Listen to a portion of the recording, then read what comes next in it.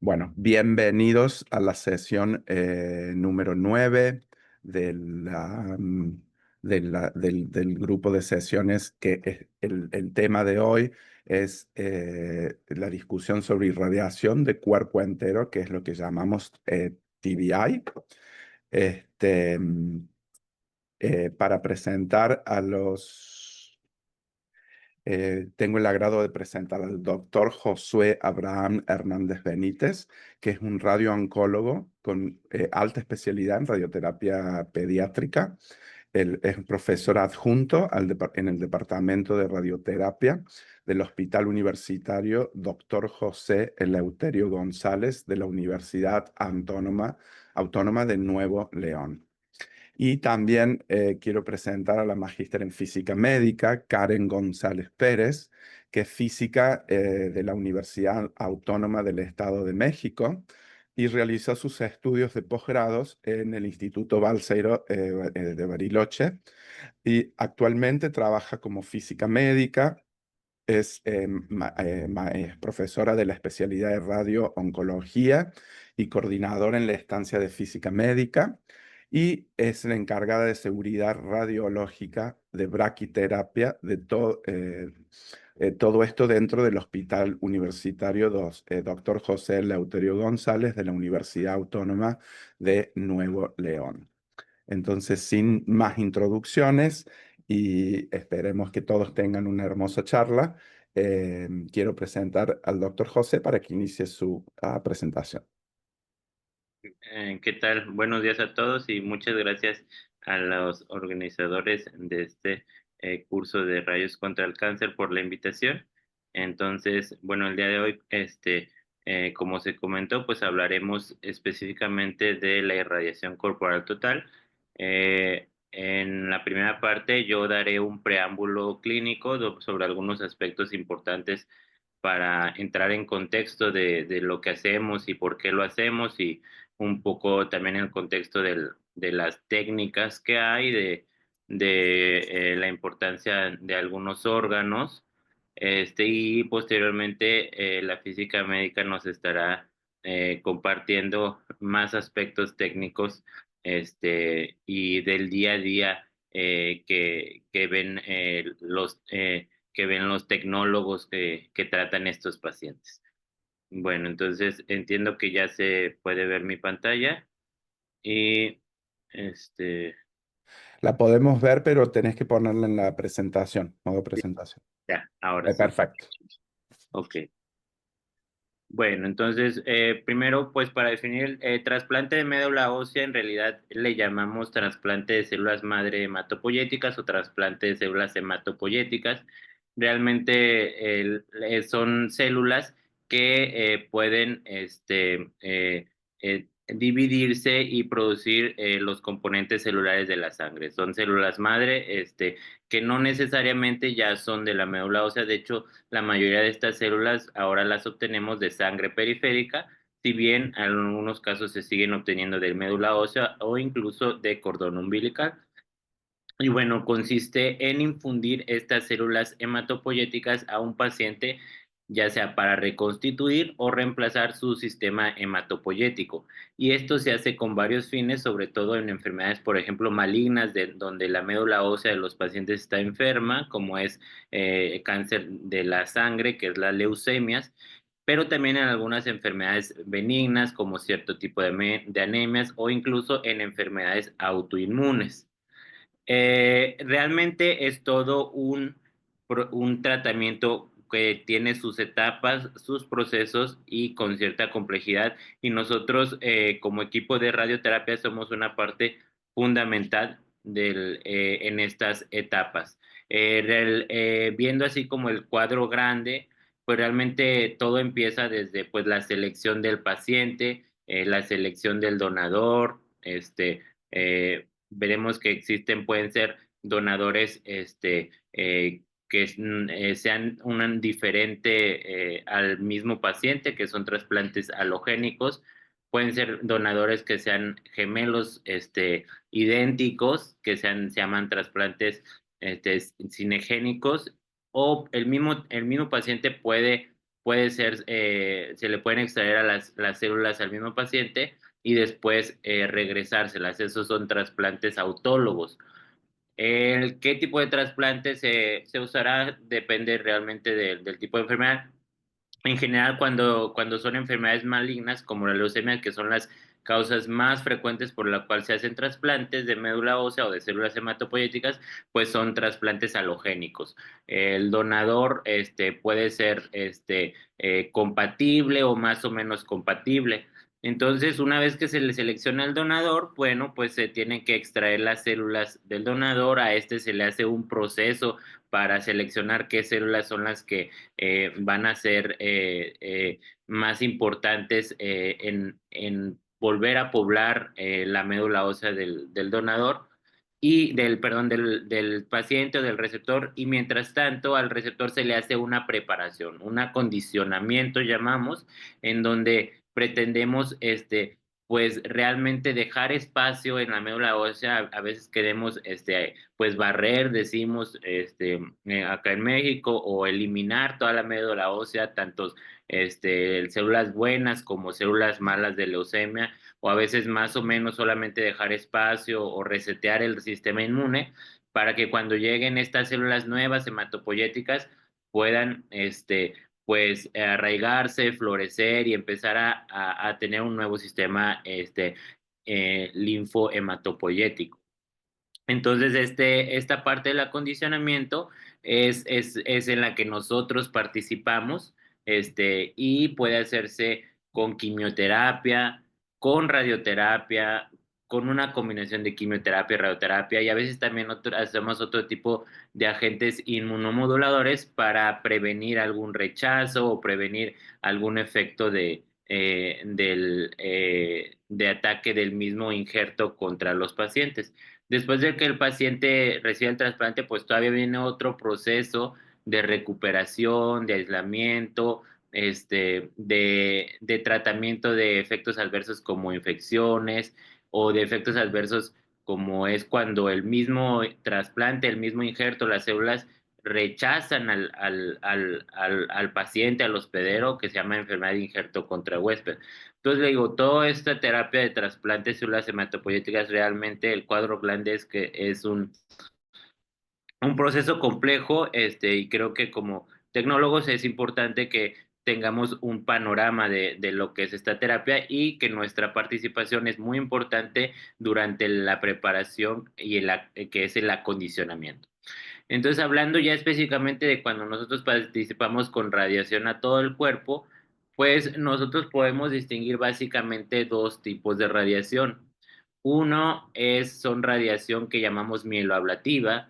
Con esta radiación generalmente damos dosis altas de radiación entre los 12 y los 13.5 grays en fracciones, generalmente dos fracciones al día de 1.5 a 2 grays.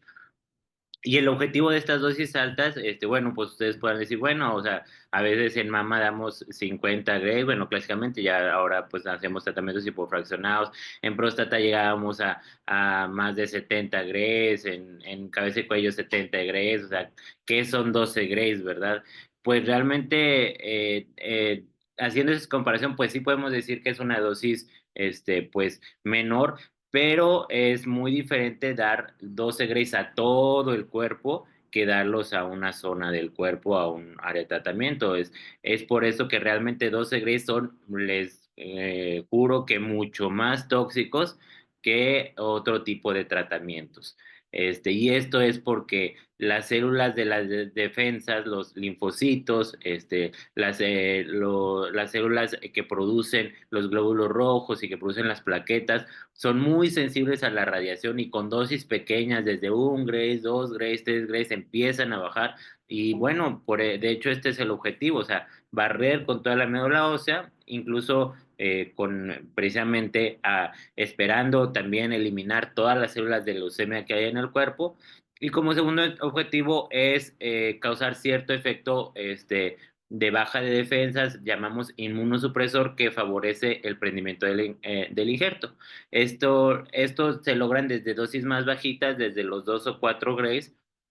Este efecto lo que hace es que el paciente tenga cierto, hace una linfodepresión, o sea, baja el número de linfocitos de forma importante para que cuando el paciente reciba las células del donador no las rechace. Entonces es una función importante y de ahí pues tenemos estos dos tipos de irradiación corporal total en base a la dosis.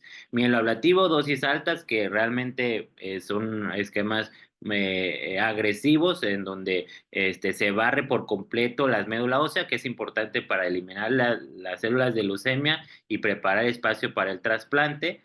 Y adicionalmente, pues se evitan rechazos. Y la inmunosupresora, que son dosis típicamente son 2 grays, a veces 4 grays, en estas no, o sea, no realmente no causa todo este barrido de la médula ósea, pero sí causa cierta inmunosupresión que hace que el trasplante se agarre más fácil, que no se rechace el trasplante. Y bueno, solamente mencionar que las dosis altas de radiación pueden ser más efectivas para curar la leucemia que incluso la quimioterapia cuando se usa como acondicionamiento. Sin embargo, pues tiene muchos efectos adversos. De forma aguda, pues típicamente las más... cuando usamos estos tratamientos nos toca lidiar mucho pues con mucositis y enteritis severas, digo, adicional a la náusea, el vómito y la hiporexia de forma subaguda, algo que debemos de temer, y esto todo el equipo de radioterapia, inclusive pues desde la parte de médicos hasta dosimetristas, físicos y tecnólogos, es la neumonitis. O sea, realmente la neumonitis es una causa frecuente como en un 20%, pero cuando sucede puede llegar a ser muy grave y es una causa que puede ser causa de mortalidad asociada al tratamiento. Entonces, la neumonitis tenemos que ser muy cuidadosos en la dosis que reciba de radiación los pulmones. Y como efectos tardíos, que es muchas veces por lo cuales no queremos someter a estos pacientes, sobre todo estos cuando son pacientes niños o adolescentes, pues es todo este daño cognitivo que hay, alteraciones endocrinológicas y metabólicas, y a largo plazo, pues disminución de la función cardíaca y renal, además de la posibilidad, pues, de generar segundos tumores asociados a la radiación. Eh, cuando usamos estas dosis mieloablativas, les repito, de 12 a 13.5 grays fraccionados, pues realmente nosotros como ya tenemos guías que nos dicen que tenemos que proteger ciertos órganos, los pulmones importantemente menos de 8 grays, de hecho, vamos a ver que el sobrepasar la dosis media de los 8 grays, pues se puede asociar a mayor mortalidad asociada al trasplante, no tanto por la leucemia o la enfermedad. Los riñones tratamos de protegerlos y llevarlos a menos de 10 grays de dosis medias, y en los cristalinos tratamos de bajar pues el volumen que reciba 12 grays o más. A veces incluso da más dosis mayores a los 12 grays cuando hay sitios especiales donde hay mayor posibilidad de recaída, y podemos, además de radiar todo el cuerpo, agregar un boost típicamente previo a la radiación de todo el cuerpo, ya sea al cerebro o cráneo espinal, a los testículos o alguna zona por algún tumor extramedular, para llegar a una dosis acumulada de 18 o 24 grays, ya en suma de los 12 grays, y esto habitualmente en el mismo fraccionamiento que el de la irradiación corporal total. Cuando hablamos de dosis bajas, recordemos estas son las dosis de 2 a 4 grays, pues ya no vamos a ver, y disculpen que todos estos efectos ya nos olvidamos de esos, o sea, realmente estos son con dosis altas, y, y, y a veces cuando damos dosis bajas realmente se usan acondicionamientos que se basan más en el efecto de agentes de quimioterapia, y la radiación solamente lo usamos para disminuir la posibilidad de falla del injerto, lo que platicaba sobre bajar las defensas para que no vaya a rechazar el trasplante nuestro paciente. Y esto, bueno, también hemos comprobado, especialmente con pacientes de ahí de nuestro hospital, que el agregar estas dosis bajas de tratamiento de radioterapia en acondicionamiento se asocia a un menor número de fallas o de rechazos del injerto. Y esto está especialmente indicado en condiciones o contextos donde hay más posibilidad de tener fallas al injerto, como es cierto tipo de anemias o cierto tipo de síndromes mielodisplásicos, o cuando el mismo ya se detecta que el mismo receptor ya tiene anticuerpos contra el donador. Ahora vamos a hablar un poco más como una introducción a lo que nos comentará la física de las técnicas que existen en la radioterapia corporal total. Independientemente de si es una dosis mieloablativa de 12 a 13 Grays o una dosis inmunosupresora de 2 a 4 Grays. Básicamente, les comento que las técnicas son muy heterogéneas, quizás es uno de los tratamientos más heterogéneos alrededor del mundo. Clásicamente usábamos campos, o sea, también se siguen usando en muchos lados, digo, y no que esté mal, de hecho depende mucho de la institución, pero lo clásico es, o lo que fue primero, es un campo grande donde se hacía, pues un giro del gantry, un giro del colimador, y sobre todo se aumentaba la distancia entre la piel, y el haz de tratamiento, la distancia foco-piel, para que todo el paciente pues pudiera entrar dentro de este campo. Típicamente esta distancia pues varía entre los 2 y los 6 metros, típicamente es de 4 metros.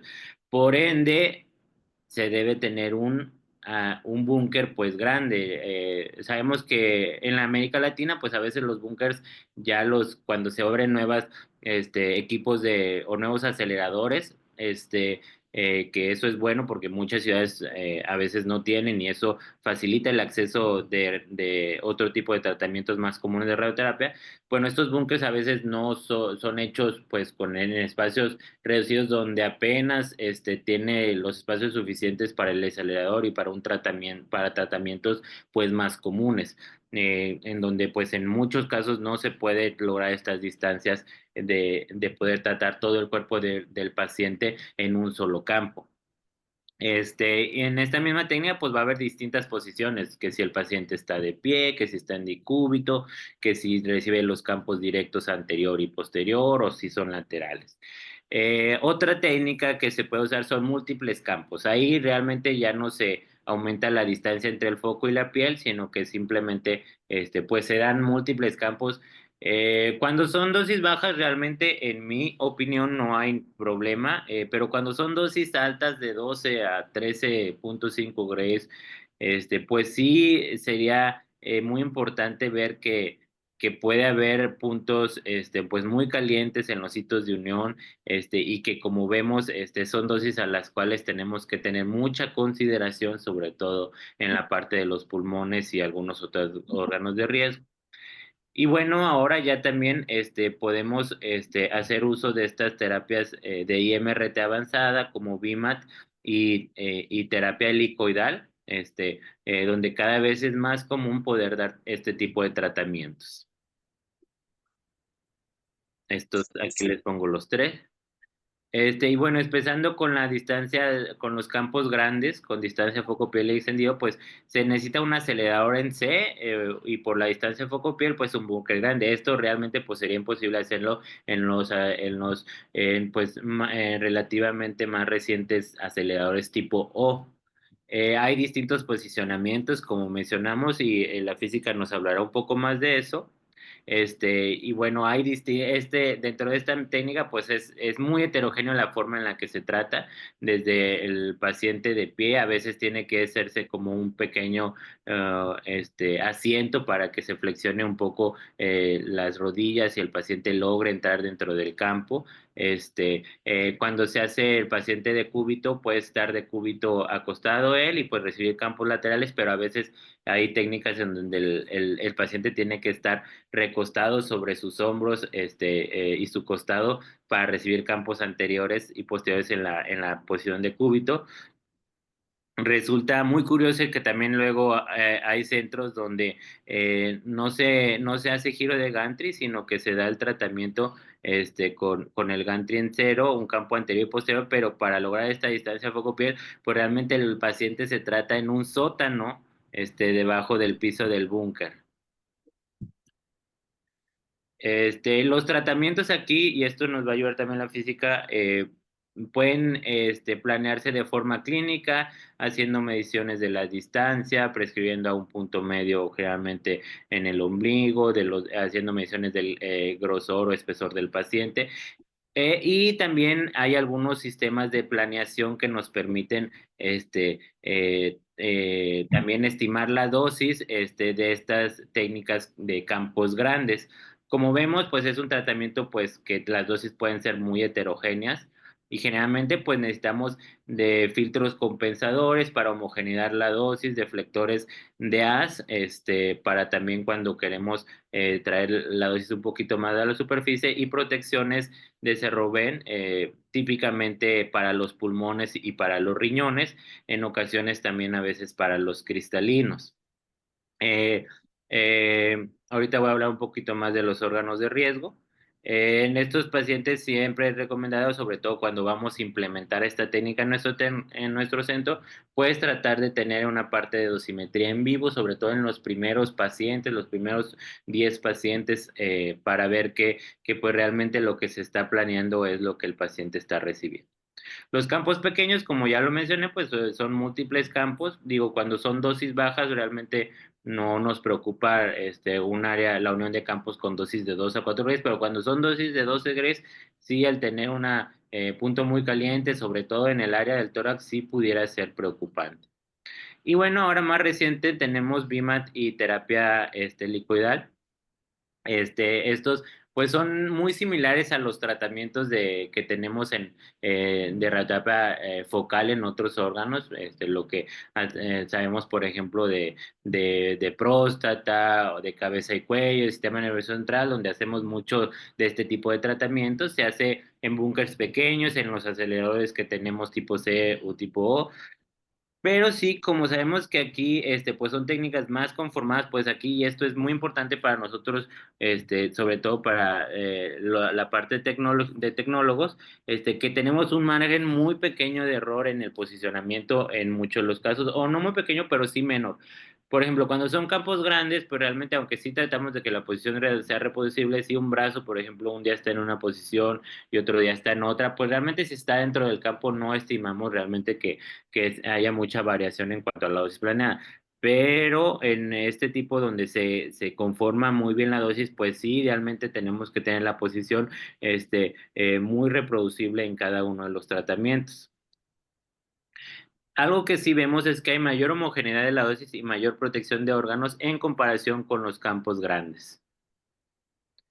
En cuanto a estos pacientes, tratamientos, pues sí se hace una tasa de dosis y algo que debo mencionarles es que la tasa de dosis, cuando usamos campos grandes, típicamente tratamos de reducirlo para reducir las, la posibilidad de neumonitis o de afección a los pulmones, típicamente que sea menos de 15 centigrados por minuto según la literatura, pero cuando hacemos pues este tipo de tratamientos, pues realmente no, eso no es posible, las tasas de dosis son altas, pero mientras se mantenga una dosis media a los pulmones bajita, eso realmente no ha repercutido en una mayor incidencia de complicaciones pulmonares.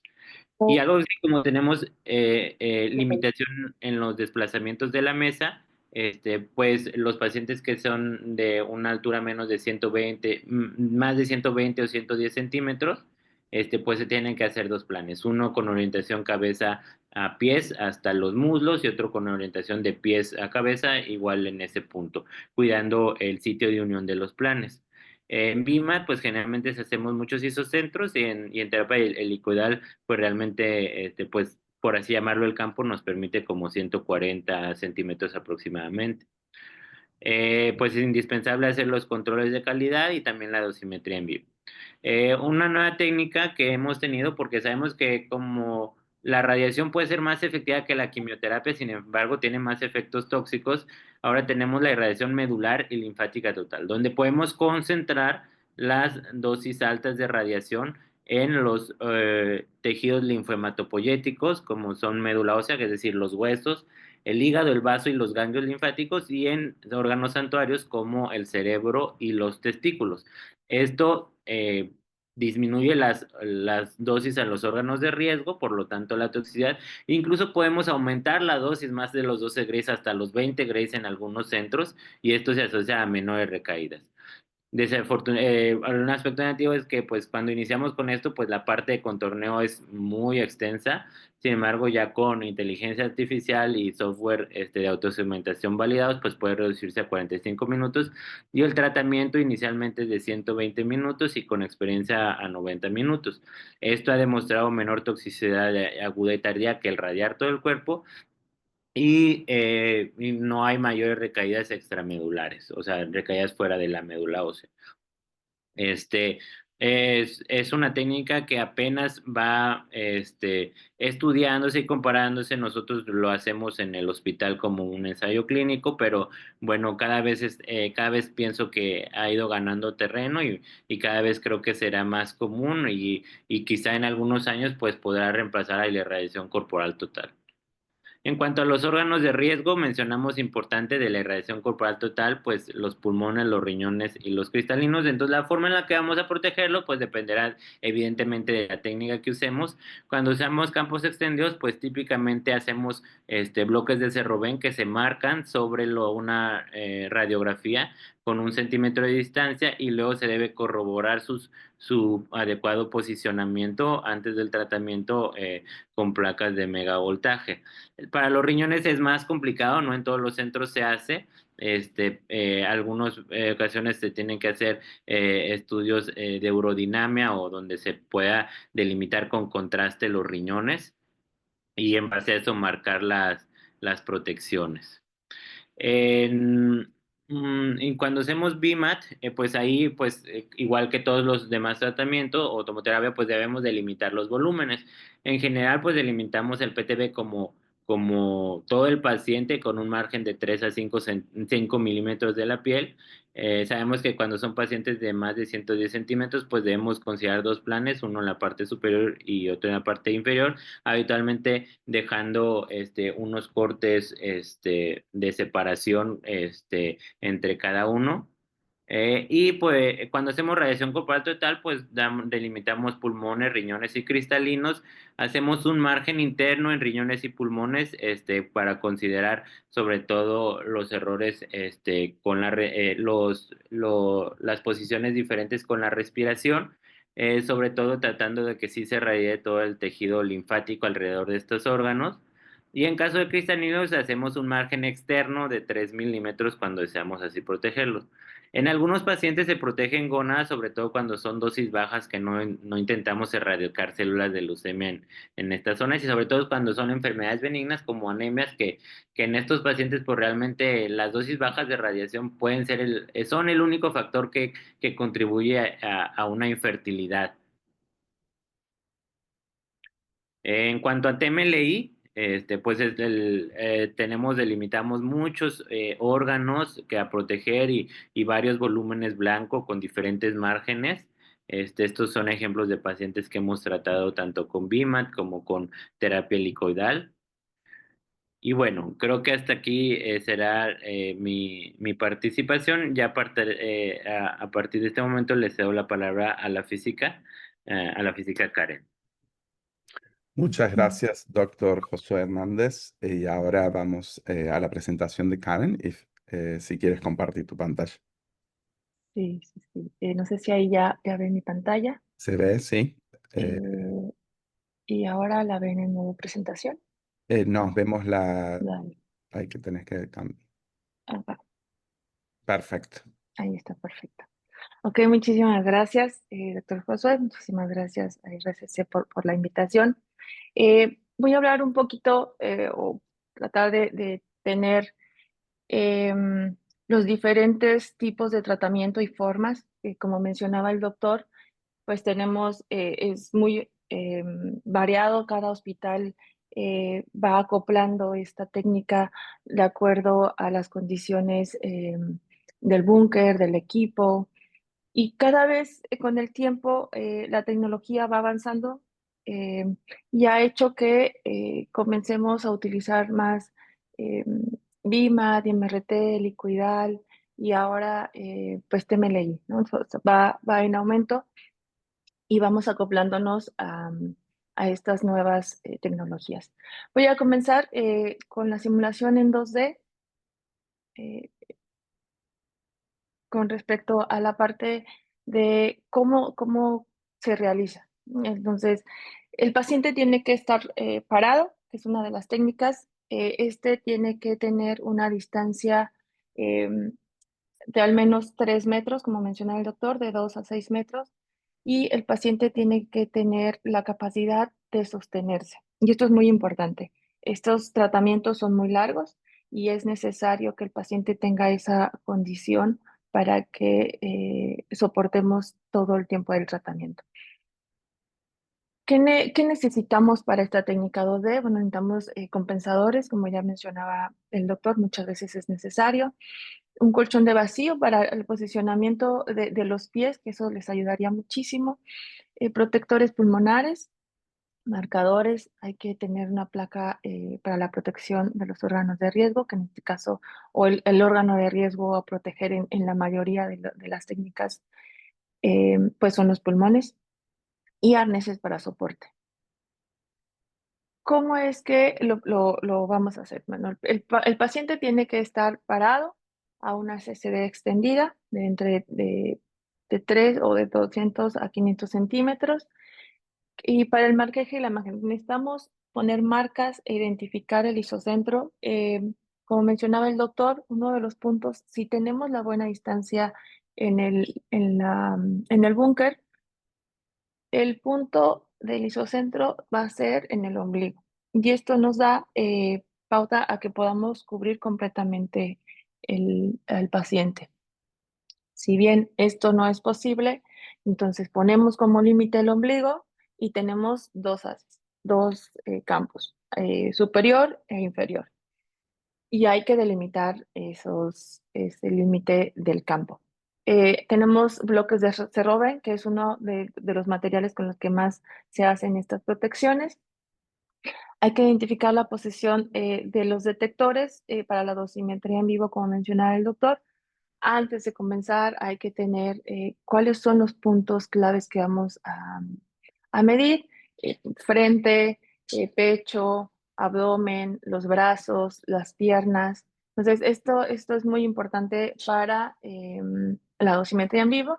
Tenemos las protecciones, que tenemos los pulmones y algunos otros órganos de riesgo, como mencionaba el doctor, que pueden ser cristalinos, riñones, gónadas, y esto nos va a ayudar, esto depende de la condición del paciente. Con respecto a la dosimetría, la única corrección de la dosis es por el inverso al cuadrado de la distancia, y una sugerencia es muy importante que realicemos medidas bajo las mismas condiciones que vamos a tratar, pero con un maniquí. Si es la primera vez que vamos a hacerlo, hay que colocar un maniquí, hay que reproducir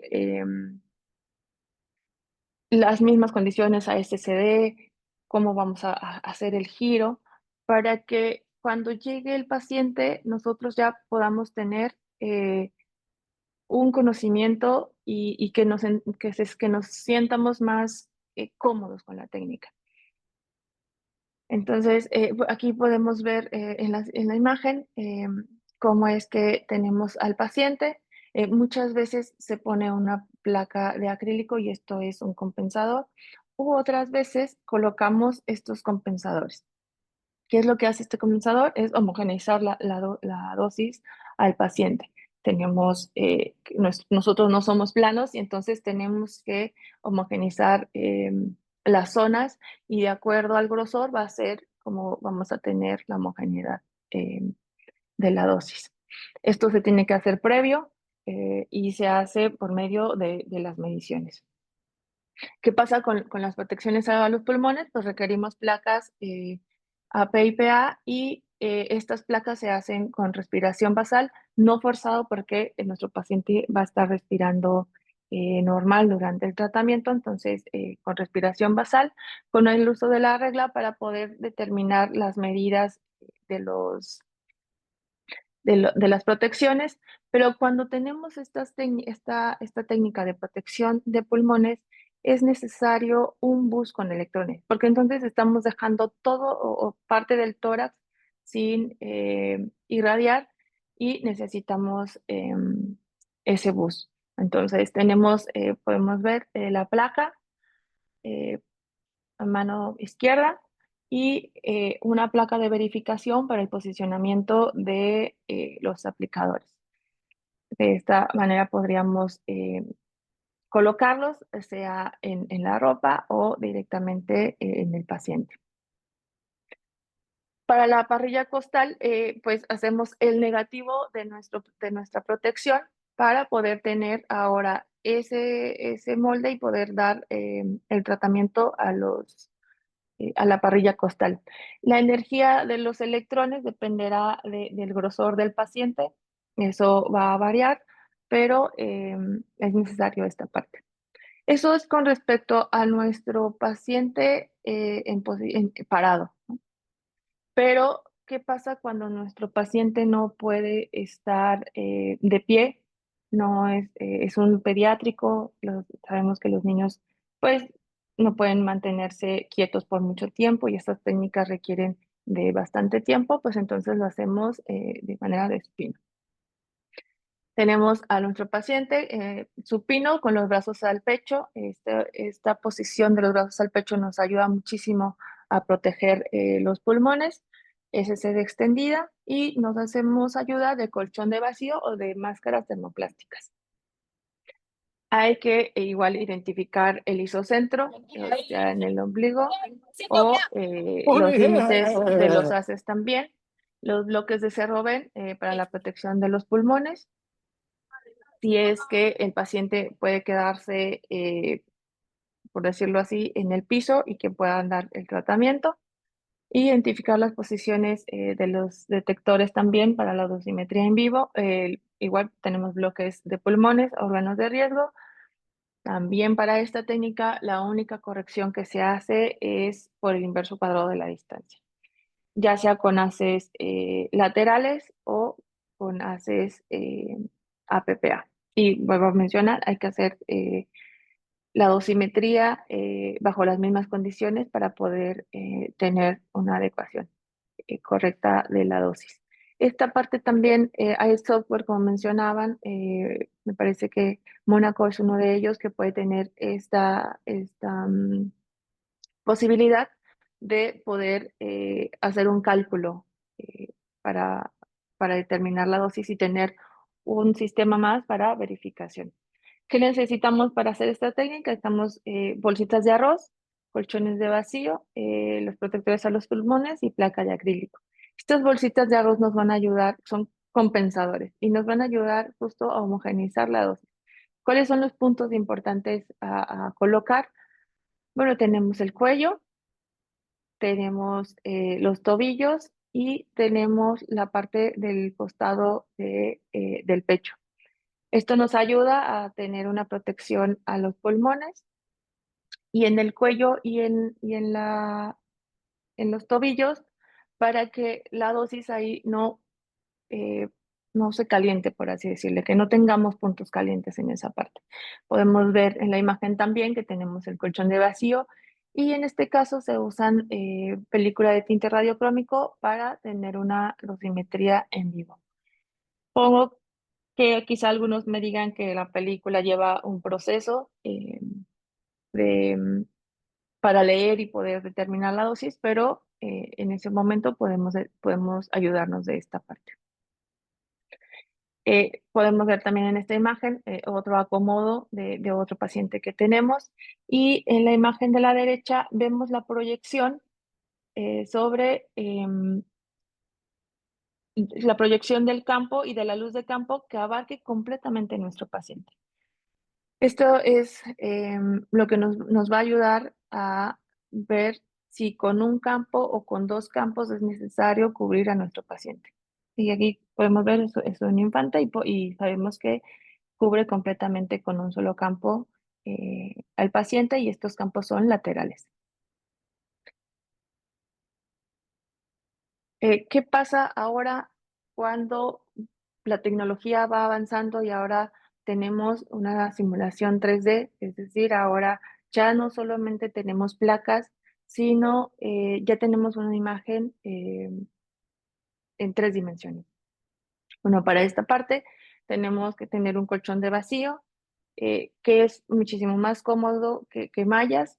Tenemos que tener el tomógrafo para poder obtener las imágenes y un sistema de planificación. Y esta es una de las técnicas que les mencionaba el doctor sobre los campos directos a PPA y los diferentes campos que se van a utilizar. Podemos hacer 2 técnicas. Y esta es una de ellas en donde hacemos la intersección de los campos en línea media. Y de esa manera podemos identificar que no vamos a tener esos puntos calientes eh, para quizá las dosis altas, como mencionaba el doctor, pero además para dosis bajas, muchas veces lo que se realiza es una separación visual de los campos de 1 a 2 centímetros. Muchos van a decir, sí, pero voy a tener un punto caliente en el centro del paciente, pero esto es más recomendable para dosis bajas. A veces es necesario extender la SCD, perdón, aquí tengo la SCD, para cubrir lo ancho del paciente. Somos Latinoamérica y eso ha hecho que seamos gorditos y necesitamos extender un poquito más a la SCD y quizá 25 centímetros es más que suficiente. Esto es en una posición supino, con los brazos al pecho. Vuelvo a mencionarles, esta posición de los brazos al pecho nos ayuda a proteger los pulmones. La CT es de cuerpo entero, con cortes de 5 a 6 milímetros, de inmunización de colchón de vacío y máscaras termoplásticas. Este marcaje, pues vemos el origen de la CT debe ser en el centro de nuestro paciente, o bien si tenemos 2 CTs, porque nuestro paciente es muy alto, en el centro de cada una de las CTs. Los contorneos de órganos de riesgo, esto depende o no, pero depende de la condición de cada paciente y de la técnica que se va a usar. Muchas veces para 2 Grays no se hace protección a los pulmones, pero para 12 Grays o dosis altas es necesario. Se realizan con un sistema de planificación y esto puede ser cualquiera de los equipos de tratamiento, y la dosimetría, el plan se hace con planificación directa, con campos anterior y posterior y con una SSD extendida si es necesario para cubrir lo ancho de nuestro paciente, y hay que realizar de igual manera un control de calidad antes de iniciar estas nuevas técnicas que tenemos. Este es un video, espero se pueda ver, de cómo veríamos la distribución de la dosis a lo largo de nuestro paciente. Este fue un paciente que no podía colocar los brazos al pecho, entonces hicimos que los colocara en la cabeza. Seguimos haciendo esa protección a los pulmones, pero además de eso, reducimos el campo en lo lateral para que podamos irradiar completamente al paciente. Y esto sería con una técnica 3D. Y cada vez va haciéndose un poco más complejo, como mencionaba el doctor. Al principio teníamos estos campos a distancia donde vemos a todo el paciente y que si se colocaba el brazo un poquito más extendido, menos extendido, no teníamos esa preocupación porque seguía entrando en el haz de radiación. Ahora con una técnica 3D con campos abiertos, seguimos teniendo esta parte de poder irradiar a nuestro paciente, somos un poco más estrictos, pero ¿qué pasa ahora para las técnicas de intensidad modulada? Estas técnicas ahora están muy específicas y moduladas al cuerpo, entonces es importante la inmovilización ahora para estas técnicas. Entonces, para esta técnica necesitamos colchón de vacío, máscaras termoplásticas, nuestro tomógrafo y y creo que este es uno de los puntos más importantes para ustedes, porque la responsabilidad de una simulación es el técnico. Obviamente el físico y el médico tienen que estar ahí, pero cae la responsabilidad sobre el técnico para la inmovilización. Y esta es una de las imágenes. Podemos tener una imagen si tenemos pacientes pequeños o dos imágenes si tenemos pacientes muy altos. ¿Qué necesitamos? Necesitamos para este paciente, necesitamos los que sean en posición supino y con los brazos a los costados. Ya no es necesario tener los brazos al pecho porque lo que va a hacer el sistema va a ser proteger el órgano de riesgo. Hay las CTs de cuerpo entero de 6 milímetros, 5 a 6 milímetros. El colchón de vacío y máscaras termoplásticas. En nuestra experiencia hemos tenido mejor reproducibilidad del posicionamiento de nuestros pacientes con máscaras termoplásticas porque nos controla mejor la posición del paciente y aparte de la rotación. El origen tiene que ser en cada una de los isocentros, de las CTs, el origen ya sea en la parte superior y en la parte inferior, o si es pequeño, solamente en el ombligo. Se contornean los órganos de riesgo. Los pulmones es nuestro órgano de riesgo que tenemos que proteger. Se realiza sobre un sistema de planificación las protecciones, porque ahora ya es el sistema quien lo va a realizar.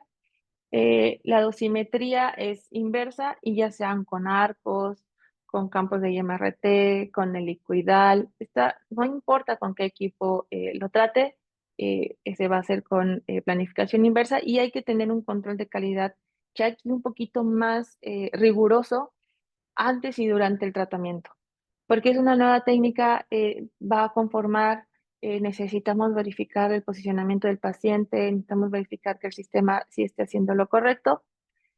Entonces, tenemos que poner un poquito más de énfasis en esta parte. Y la simulación lo podemos hacer de dos maneras. Mencionaba que era el colchón de vacío y con mallas termoplásticas. Y esta es algunas de nuestras simulaciones en nuestro centro, en donde si utilizamos colchón de vacío, sí o sí usamos una máscara de 3 puntos para el posicionamiento de la cabeza de nuestro paciente. Para pequeñitos es importante tener cuidado en el cuello porque a veces si necesitan de oxígeno nos tienen que ayudar a que no desature el paciente y si colocamos la barbilla muy pegada al pecho, esto nos va a ocasionar problemas en el tratamiento. El colchón de vacío es muy bueno para cuando nuestro paciente viene con el catéter en el pecho porque muchas veces el paciente llega a una simulación sin el catéter y cuando viene el tratamiento ya trae el catéter. Cuando usamos mallas, apretamos el pecho y podemos lesionar a nuestro paciente. Es importante marcar los 3 ejes en el colchón, alinear nuestro colchón y después subir a nuestro paciente y alinear este colchón y poner la mayor marcas posibles en nuestro paciente. ¿Cómo están los pies en el colchón? Porque el tratamiento es largo y el paciente suele cansarse y mover los pies o dejarlos más relajados. Entonces, esta parte es importante porque al final del tratamiento los pies no les van a quedar con las imágenes y vamos a estar batallando y el tiempo de tratamiento pues va a aumentar. Entonces, esta es una de las formas en cómo podemos hacer la simulación con colchón de vacío. Y la segunda es con máscaras termoplásticas. Necesitamos 3 forzosamente para pacientes grandes y con 2 es más que suficiente para pediátricos. Tenemos la primera, que es la máscara de 5 puntos para cabeza y cuello. Inmovilizamos los hombros. Esto es importante que sea de 5 puntos. Porque nuestro paciente viene tenso y siempre modifica la posición de los hombros. Cuando viene a tratamiento ya sabe un poco más de cómo va a ser el posicionamiento, de dónde se va a acostar, qué equipo va a ser, y ahí se relajan un poco y bajan los hombros. Entonces es importante marcar bien la posición de los hombros. Tenemos la posición de abdomen y pelvis con una malla de 4 puntos. Ahí es importante que marquen el ombligo para disminuir o no tener esa rotación dentro de la malla. Y las manos, esto es importante, que tienen que estar en forma de puño porque si lo dejan con las manos extendidas, los puntos calientes van a quedarse en los deditos o en el nudillo, pero además de eso, la reproducibilidad nos va a variar. A veces abrimos más las manos, un poco menos, tensamos. Entonces, la forma más reproducible es con la mano en forma de puño sin hacer presión. Y es importante dejar una mano libre porque después el paciente viene ya con el catéter. Hay que estarle preguntando, y esa es una buena comunicación con nuestro paciente, de si ya sabe en qué mano va a ser, le van a colocar el catéter, para después en tratamiento esto no le afecte. Y Perdón, por Carol, último, que sí, te quería avisar, se quedan 10 minutos. Es para que... sí, Ya. sí, gracias. Y ahí tenemos la tercera malla, que es una de 5 puntos para los pies. Esto es importante porque nos evita estas rotaciones de los piecitos, como les mencionaba, que el paciente se cansa y empieza a lateralizar los pies y tenemos esa rotación. Entonces, la malla de 5 puntos en los pies nos ayuda. Volvemos a marcar igual todos nuestros ejes para el posicionamiento. Y en la parte de abajo tenemos a uno de nuestros pacientitos pequeñitos que también hemos irradiado del cuerpo entero. Aquí dejamos los pies pues, un poco más libres, no hay que ser un poquito más laxos con ellos, tenemos que tener control, tenemos que estarlo monitoreando, entonces es importante esta parte. La malla va a ser para ellos, va a ser de 3 puntos abierta y vuelvo a mencionar, tener cuidado con la barbilla, porque si el paciente satura, entonces no avanzamos el tratamiento, tiene más anestesia, es más tiempo, es más riesgo, entonces es importante esta parte. Igual alinear siempre y marcar todos sus ejes, igual el ombligo, y esto nos ayudaría bastante. ¿Qué vemos ahora en una dosimetría con técnicas de intensidad modulada? Pues ya tenemos un histograma, los médicos ya pueden ver mejor eh, la dosis a pulmones, la dosis a gónadas, esta azul es de pulmones, esta rosita es de gónadas, pueden ver ya una mejor eh, conformación en su paciente y pueden ver ellos de acuerdo al volumen que es todo el cuerpo, cómo está la dosis llegando y pueden tener ver la sobredosis del paciente. Hay que tener un control de calidad más riguroso, les mencionaba, tenemos antes, tenemos placas de tinte radiocrómico, podemos usar diodos, podemos usar TLDs, y además de eso, tener control de la dosis durante el tratamiento de nuestro paciente. La colocación de los detectores, pues es importante, hay que ver, uno puede estar dudando y decir, cómo hice tantos isocentros, cómo están las intersecciones, se están entregando bien o no. Y antes de comenzar con esta técnica, hay que hacer muchas pruebas para poder estar como tranquilos. Y lo segundo es que la simulación es uno de los puntos más importantes, porque hay que tener esa reproducibilidad para estas nuevas técnicas. Y cada vez va en aumento. Oh, la técnica, los equipos nuevos nos dan pauta a seguir avanzando en esta técnica y además hacen búnkers más chiquitos, ¿no? Tenemos equipos que ya están, eh, que tienen bin stopper, entonces eso hace que el búnker sea más pequeño y que no tengamos esta distancia para poder tratarlos a distancia, valga la redundancia, pero tenemos otras alternativas y podemos seguir teniendo estos tipos de tratamientos. Algunas de las cosas para la entrega de tratamiento, como es el flujo del tratamiento, pues identificar al paciente es una de las cuestiones más importantes, identificar el ángulo correcto del gantry que nos dará la distancia, si pues es a 90 o si es a 270. El colimador al 90 para el posicionamiento del paciente es importante ver cómo está la distancia, si abarca completamente a nuestro paciente el haz. Tener en el cuarto todos los aditamentos y bloques para nuestro paciente y no estar saliendo y entrando, porque Pues vuelvo a mencionar, son tardados estos tipos de tratamiento y entre que uno entra y sale podemos llevarnos un par de horas en este tipo de tratamiento. Hay que identificar los accesorios para el tratamiento, si va a llevar protecciones, qué arneses va a tener, o cuáles son las mallas, cuál es su colchón de vacío. Abrir y cerrar el plan de tratamiento para identificar todos los parámetros antes de que llegue el paciente. ¿Cuántos isocentros voy a tener? ¿Cuántos campos? Si va a ser anterior APPA o van a ser laterales. Todo eso, Y pues, monitorear, es que es importante monitorear al paciente durante todo el tratamiento, y porque yo he estos visto pacientes tienen, ya vienen con quimioterapia y vienen un poquito,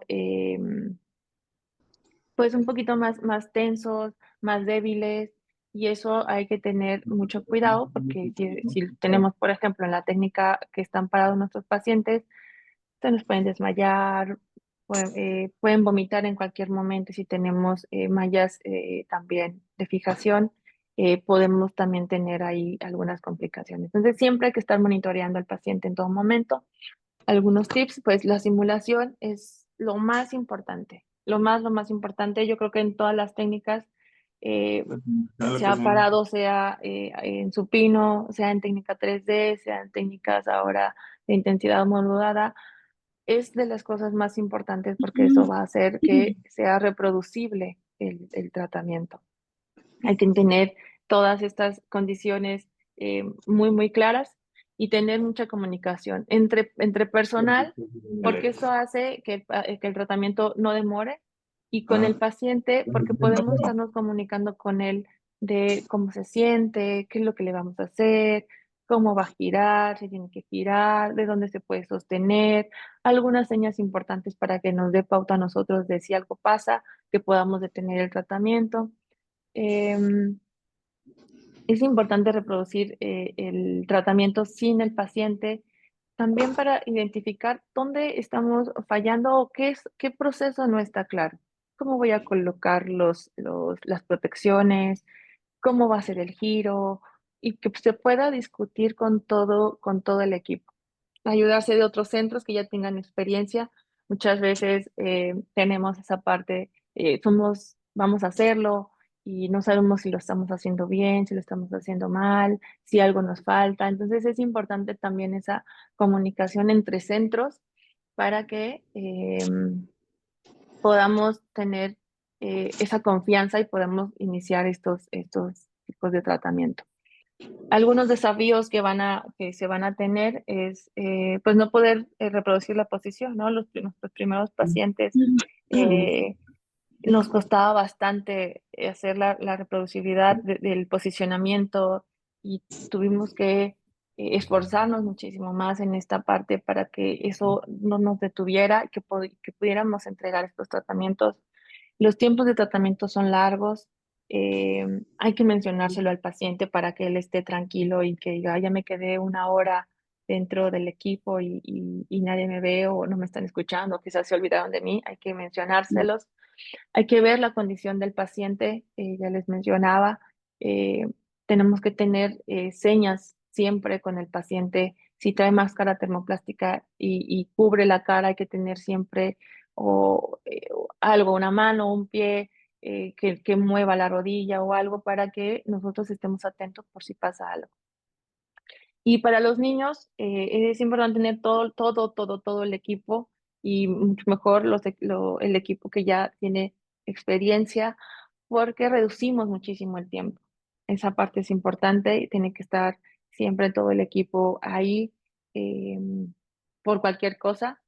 Hablar durante el tratamiento con el paciente, estar en el interfón, estando mencionándoles que estamos aquí, que los estamos viendo, que cómo va el tratamiento. Y algo importante que hay que señalar es enseñarles a estos niños, ¿no? Que cuando vengan puedan ver ellos un tratamiento, que vean cuál es el proceso, que vean que no están solos, que los podemos escuchar, que los podemos ver, que muchas veces cuando se quedan solitos en la sala de tratamiento, lloran, se tensan, no quieren estar solos. Y es importante, ¿no? Enseñarles estos tratamientos a ellos para que ellos estén tranquilos. Y bueno, pues muchísimas gracias. Esta es una de las cosas que quería compartirles. Sé que es un tema muy, muy extenso eh, y muy variado, entonces Ujú. cada centro va a tener un montón de cosas. Muchísimas gracias, doctor Josué y Karen, por la excelente presentación. Estamos justo al tiempo, pero yo tengo varias preguntas que puedo compartir. No vamos a poder ir por todas, pero que estaban en el chat. Entonces voy a empezar con algunas preguntas para el doctor Josué. Si había una pregunta que es, ¿cuál es la importancia de irradiar la sangre de un donador antes de la cirugía de médula ósea para un paciente? Ok, bueno, el irradiar eso es un tema controversial ahora en la hematología. El objetivo es prevenir reacciones transfusionales. Sin embargo, hay varios estudios de las revistas de hematología que refieren que realmente el no hacerlo, no se asocia a un mayor número de reacciones transfusionales. Entonces, bueno, pienso que es algo que, que todavía falta más esclarecer. eh, y bueno, esa sería la Ujú. respuesta. Perfecto. Después hay otra pregunta que si las dosis que siempre son de 12 Gray o puede ser más baja. Ok, esa es una excelente pregunta.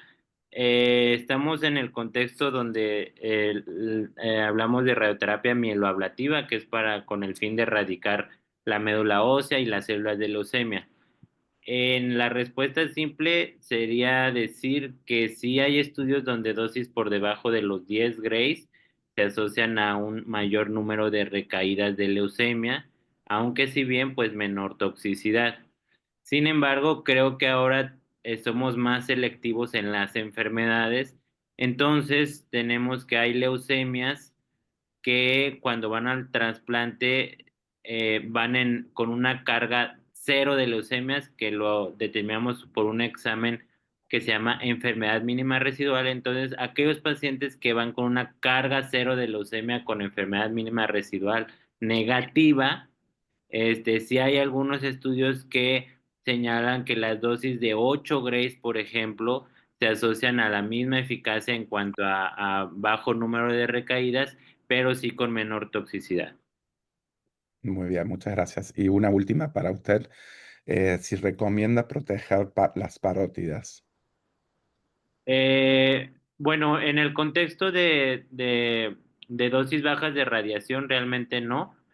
Puede ser que incluso con 2 grays a veces hay una inflamación aguda, una parotiditis que se resuelve sola o con analgésicos antiinflamatorios bajitos, suaves. Este, en dosis altas, cuando es irradiación corporal total con técnicas de campos directos, campos grandes con distancia focal extendida, sería como un poco complejo poder protegerlas sin disminuir la cobertura en ciertos tejidos blancos. Cuando es con técnicas BIMAT, sí se pudieran proteger. Digo, habitualmente en técnicas BIMAT, como es una técnica que cada vez se utiliza con más frecuencia, varía mucho las protecciones de los órganos de los diferentes centros. Las guías de CIOP y ESTRO mencionan que por lo menos al usar estas técnicas, sea riñón, hígado y cristalinos. Este, pero si algunos centros, aparte de esos, añaden tiroides, corazón, parótidas, por ejemplo.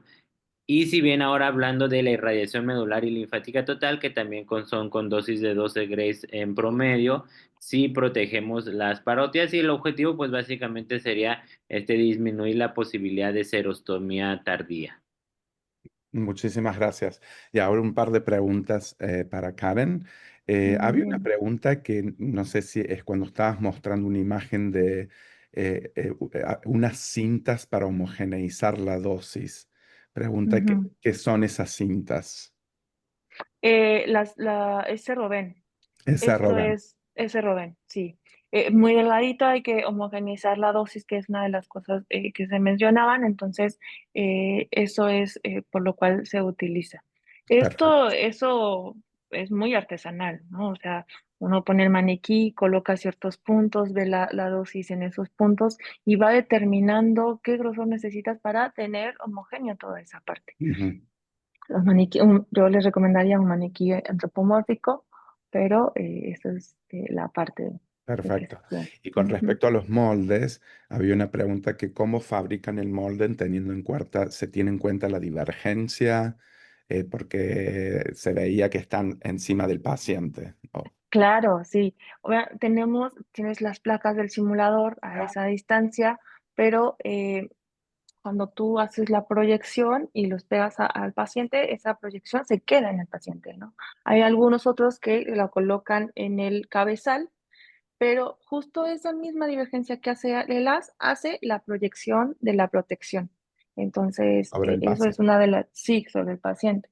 Entonces, por eso se colocan sobre el paciente para no tener esa magnificación de la proyección y que cubramos más, sino que Ujú. que se queden en el paciente. Perfecto. Y una preguntita, unas preguntas más. En el caso del tratamiento con BIMAT, ¿hay que marcar o controlar todos los órganos de riesgo? No, no para TBI. Para TBI, los órganos de riesgo que nos mencionan es pulmón y gónadas, que son Ujú, los dos órganos principales, y es más que suficiente esa parte, pero para TMLI sí, ujú, cada vez va en aumento ahora TMLI, y para esa otra parte sí es importante que estén todos los órganos de riesgo y hagamos la optimización para todos esos órganos de riesgo. ujú. Obviamente los tiempos de cálculo es muchísimo más, pero en la entrega de tratamiento no vemos mucha diferencia entre un TBI y un TMLI por el número de arcos que se usan en cada uno de ellos. Sigue Claro. siendo muy importante la simulación y la reproducibilidad de la Ujú, posición del paciente en las dos técnicas. ujú. Perfecto. Y una última pregunta que tenemos es, ¿cómo solucionan la dependencia angular de los diodos con BIMAT? Qué buena pregunta. Nosotros usamos película, EBT3. Yo lo solucionaría colocando al menos cuatro diodos alrededor del paciente, por ejemplo, pecho, ¿no? En el pecho, en la espalda y en los brazos, y ver esa parte, además de sacar Ujú, la dependencia angular de ese diodo para la angulación, ¿no? La dependencia angular. Y quizá ahí podemos empezar a ver, aplicar las ciertas correcciones. ujú. Perfecto. Ujú. Y hay una preguntita más. ¿Cómo hacen con los pliegues debajo de las mamas? ¿Hacen algún tipo de... No, No, o eh, sea, en técnicas 2D, en técnica claro, 3D y en el helicoidal o BIMAT o intensidad moderada, no tenemos esa otra perfecto. parte. Vamos a decir, tenemos el bus, a lo mejor si es una paciente con un busto muy grande, quizá que nos ayude también un sostén que pueda disminuir ese pliegue. Ujú, Recuerden, el sostén tiene que ser de telas y varillas y que sea reproducible en esa ujú. parte. Bueno, muchísimas gracias. Ha sido una excelente sesión. Les agradecemos de vuelta a los presentantes, al doctor Hernández, a la física Karen González. Para aviso para los participantes que no se olviden de llenar el formulario de asistencia. Se ha puesto el link ahí en el chat, ahí lo pueden abrir y creo que o le mandarán un email de RCC en todo caso para continuar para hacer la asistencia. Sí, yo Eh, acabo de poner en el chat nuestro correo. Perfecto. Bienvenidos, dudas y cosas así, estamos abiertos a toda esa parte. Muchas gracias por compartir el correo y bueno, seguramente si hay más preguntas le mandan correos a los disertantes. Excelente participación y muchas gracias a todos. Que tengan un buen día. Gracias. Muchas gracias. Chao, hasta luego.